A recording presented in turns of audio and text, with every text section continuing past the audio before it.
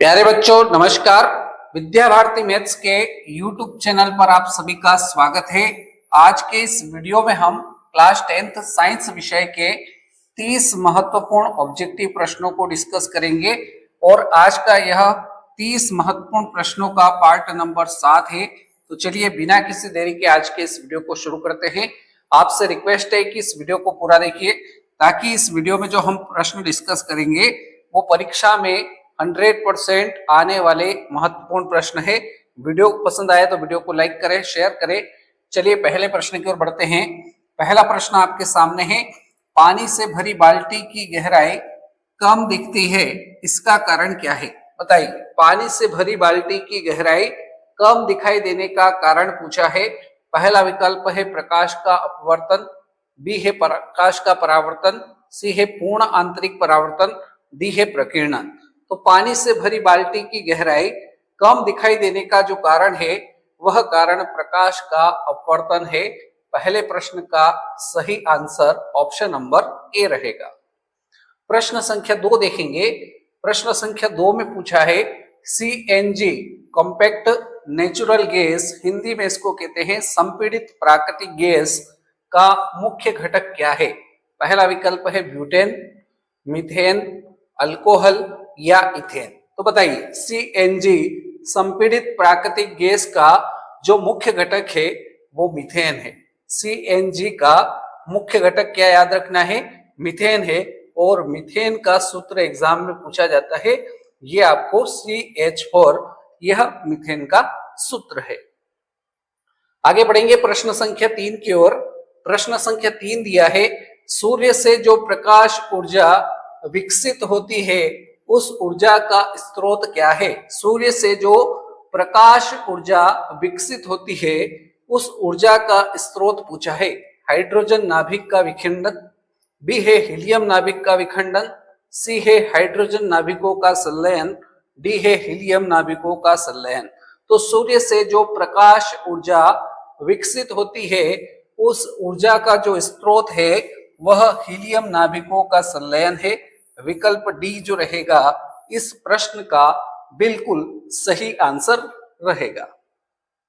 प्रश्न संख्या 4, निम्नलिखित में से कौन अम्ल है? यहां पर 4 विकल्प में से आपको अम्ल बताना है। पहला है CaO, बी है KOH, सी है NaCl और डी है HCl। तो बताइए इन चारों विकल्प में कौन अम्ल है? तो इन चारों में विकल्प डी जो है HCl हाइड्रोक्लोरिक अम्ल जो है यह हमारा अम्ल है। ऑप्शन डी के साथ इस प्रश्न का सही उत्तर रहेगा। अगले प्रश्न की ओर बढ़ते हैं। प्रश्न संख्या 5, पांचवा प्रश्न दिया है, आवर्त सारणी में दाईं ओर रखे गए तत्व क्या कहलाते हैं? बताइए आवर्त सारणी में दाईं ओर रखे गए तत्व क्या कहलाते हैं? संक्रमण तत्व कहलाते हैं, अधातु कहलाते हैं, धातु कहलाते हैं या उपधातु कहलाते हैं? तो पांचवें प्रश्न का आंसर कमेंट करिए। आवर्त सारणी में दाईं ओर रखे गए तत्व क्या कहलाते हैं? तो दाईं ओर रखे गए तत्व को अधातु कहलाते हैं।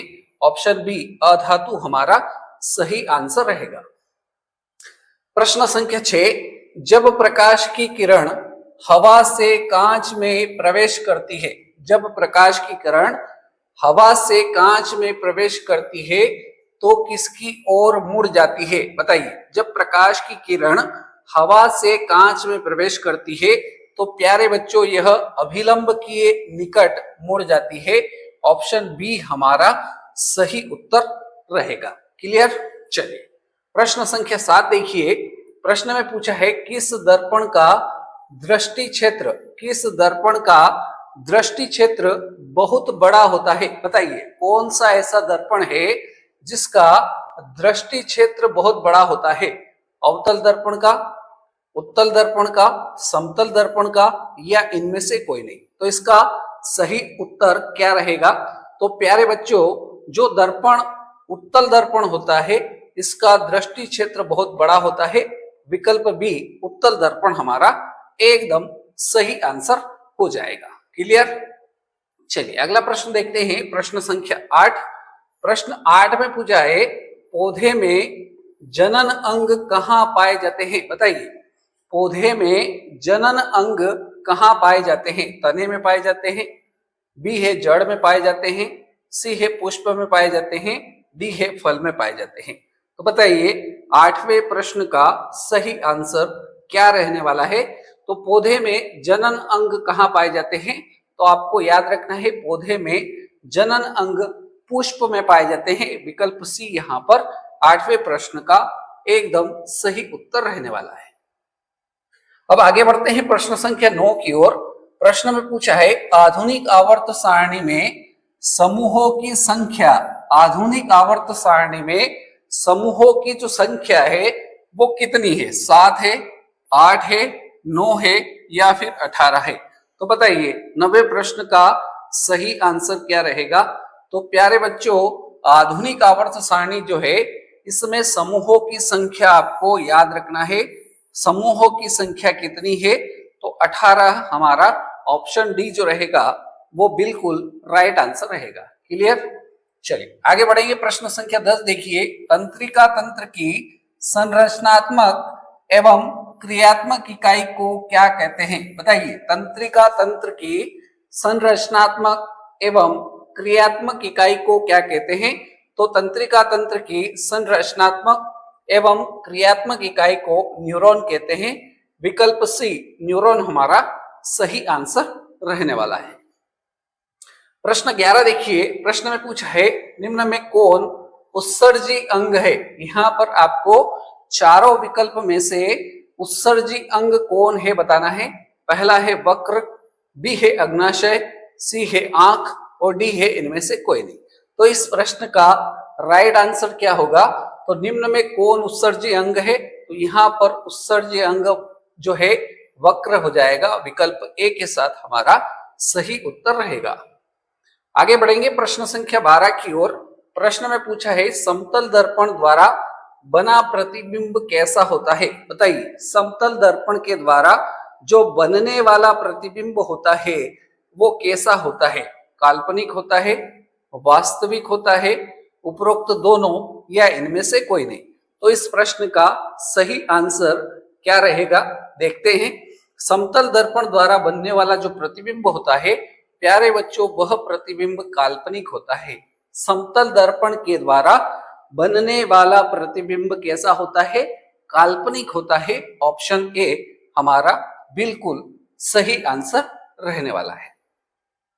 प्रश्न 13 देखिए, मस्तिष्क का कौन सा भाग शरीर की स्थिति तथा संतुलन का अनुरक्षण करता है? बताइए, मस्तिष्क का ऐसा कौन सा भाग है जो शरीर की स्थिति तथा संतुलन का अनुरक्षण करता है? पहला विकल्प है अग्र मस्तिष्क, बी है मध्य मस्तिष्क, सी है अनुमस्तिष्क, डी है उपरोक्त सभी। तो मस्तिष्क का जो अनुमस्तिष्क है, मस्तिष्क का अनुमस्तिष्क भाग जो है यह शरीर की स्थिति तथा संतुलन का अनुरक्षण करने का कार्य करता है। तो यहाँ पर अनुमस्तिष्क हमारा राइट आंसर रहेगा। प्रश्न संख्या 14 देखिए, चिप्स के पैकेट में, चिप्स के जो पैकेट होते हैं उसमें कौन सी गैस भरी रहती है?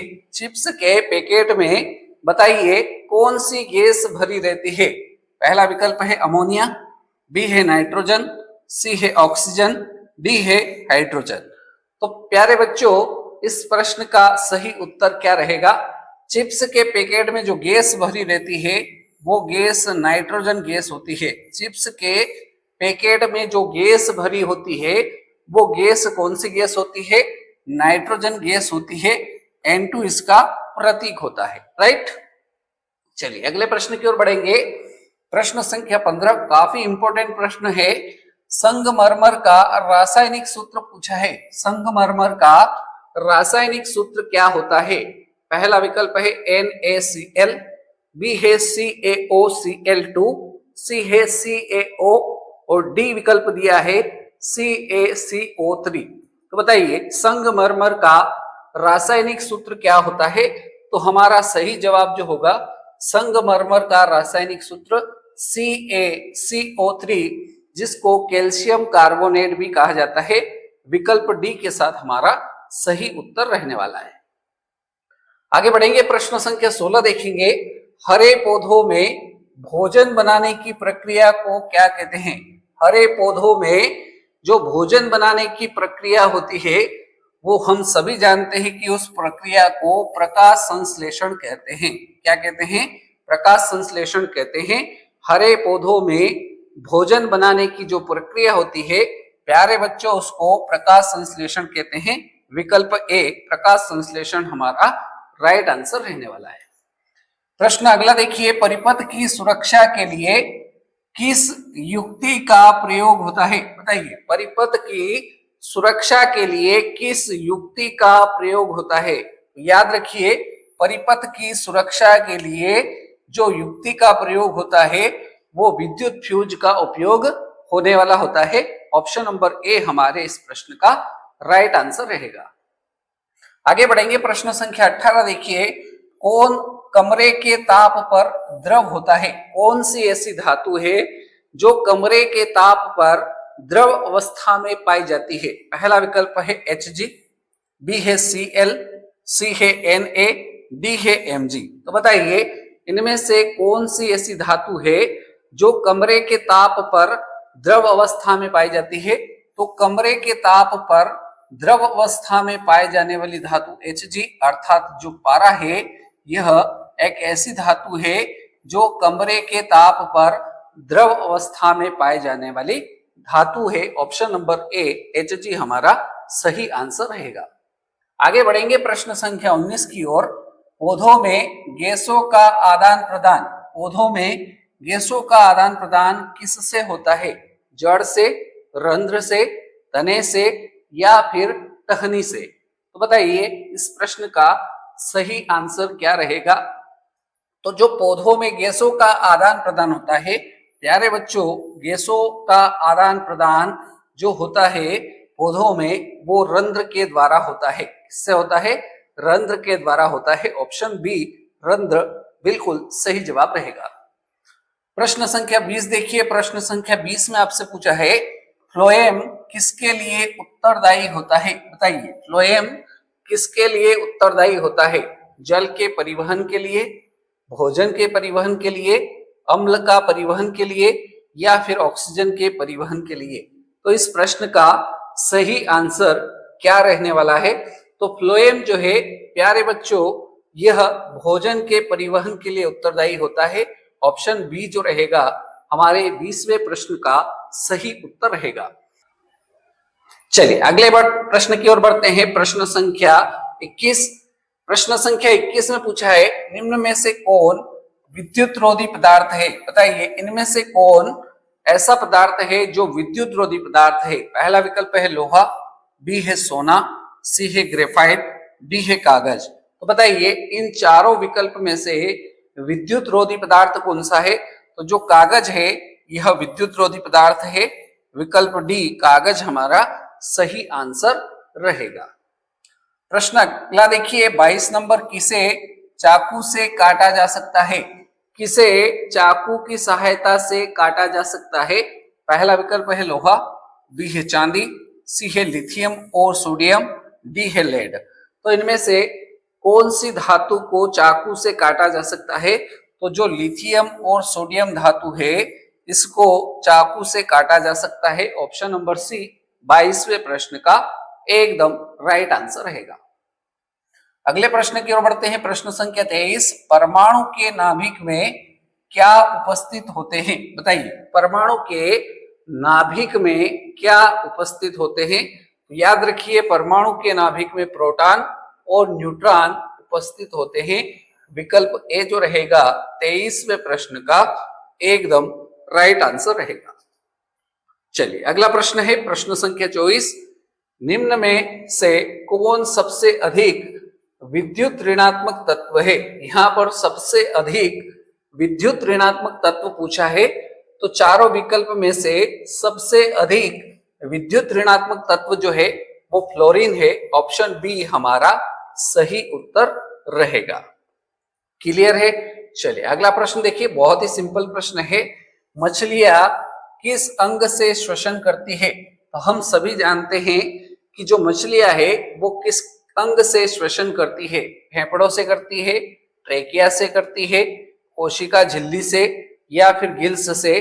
तो इसका सही उत्तर हो जाएगा मछलियां गिल्स की सहायता से श्वसन करती है। डी विकल्प हमारा सही उत्तर रहने वाला है।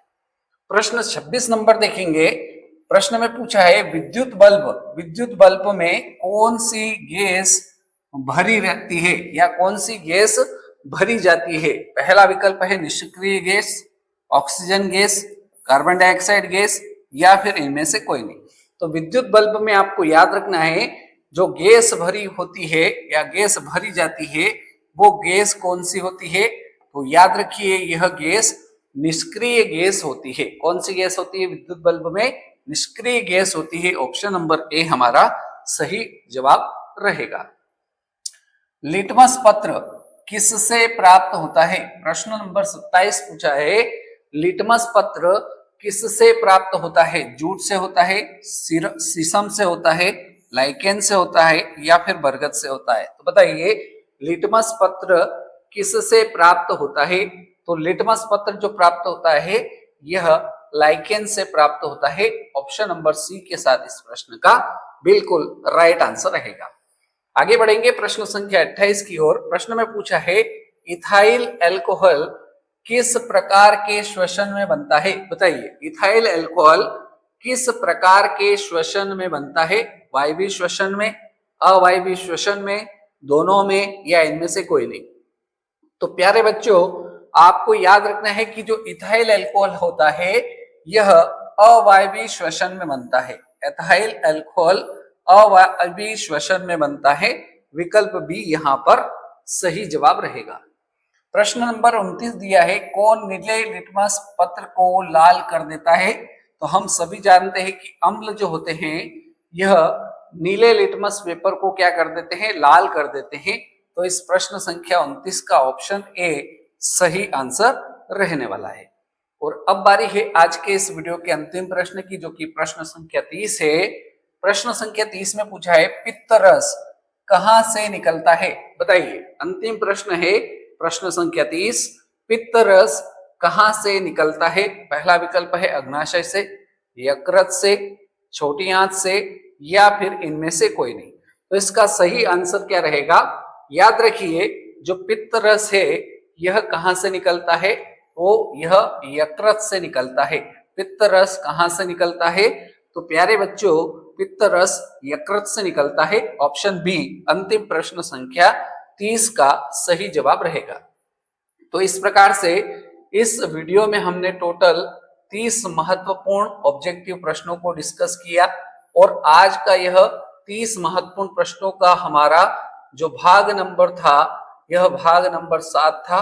उम्मीद करता हूं इस वीडियो में जो हमने 30 महत्वपूर्ण ऑब्जेक्टिव प्रश्न डिस्कस किए वो आपको अच्छे से समझ में आए होंगे। यदि आपको वीडियो अच्छा लगा हो तो आपको क्या करना है, इस वीडियो को ज्यादा से ज्यादा लाइक करना है।